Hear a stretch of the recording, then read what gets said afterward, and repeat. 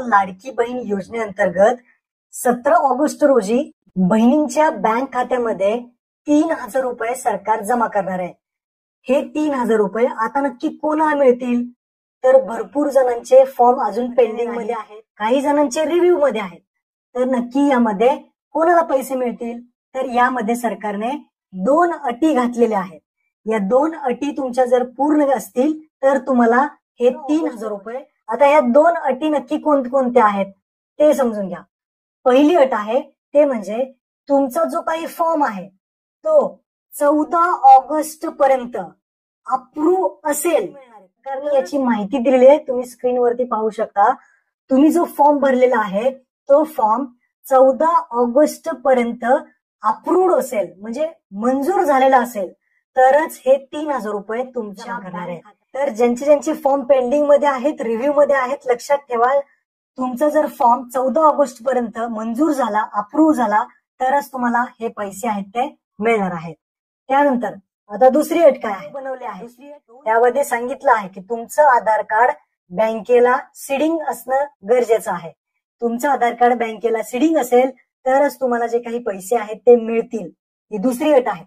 आता ते कसं पाहिलं होता, जे यावरती जाऊन तुमचा आधार नंबर टाकून ओटीपीच्या माध्यमातून तुम्ही लॉग इन करू शकता आणि लॉग इन केल्यानंतर जो 5 नंबरचा ऑप्शन आहे बँक सीडिंग स्टेटस, त्यावरती तुम्हाला पाहू शकता की तुमचं आधार कार्ड हे कोणत्या बँकेला सीडिंग केलेलं आहे। म्हणजे हे जे पैसे येणार आहेत ते डीबीटी मार्फत येणार आहेत आणि डीबीटी मार्फत येणार आहे। त्यामुळे इथे जे काही बँक अकाउंट तुम्हाला दिसेल वरती त्याच बँकेच्या खात्यात तुम्हाला तुम्ही फॉर्म भरताना कोणतेही बँक अकाउंट दिलेलं असू द्या, काही प्रॉब्लेम नाही, फक्त ते सीडिंग ऍक्टिव्ह असणं गरजेचं आहे।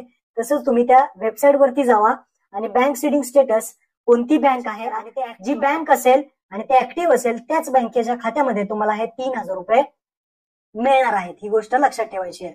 आता तुम्ही म्हणाल आमचं दुसरी बँक दाखवते, आम्हाला त्या बँकेत पैसे नको आहेत, आम्हाला दुसऱ्या बँकेमध्ये पैसे ऍक्टिव्ह दाखवत नाहीये, इनऍक्टिव्ह दाखवत आहे, कोणतीही बँक दाखवत।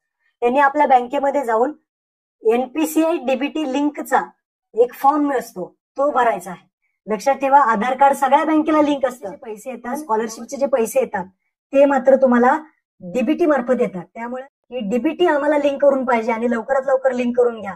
आता 17 तारखेला हप्ता येणार म्हणल्यावर त्या अगोदर झालं पाहिजे। आणि जर होत नसेल, त्यांना काही कळत नसेल, तर तुम्ही डायरेक्ट जावा आणि डिजिटल अकाउंट काढा। इंडियन पोस्ट पेमेंट बँकेचं ते डिजिटल अकाउंट काढा। तुम्हाला ते पासबुक देत नाहीत, फक्त एक डिजिटल कार्ड देतात। तर ते अकाउंट काढून घ्या, तुमचं ऑटोमॅटिकली जे आहे ते पैसे आहेत आणि ते पोस्टामध्ये सुद्धा तुम्ही घेऊ शकता। अशा अपडेट होती। आपल्या बहिणींना नक्की हा व्हिडिओ शेअर करा। धन्यवाद। जय हिंद, जय महाराष्ट्र।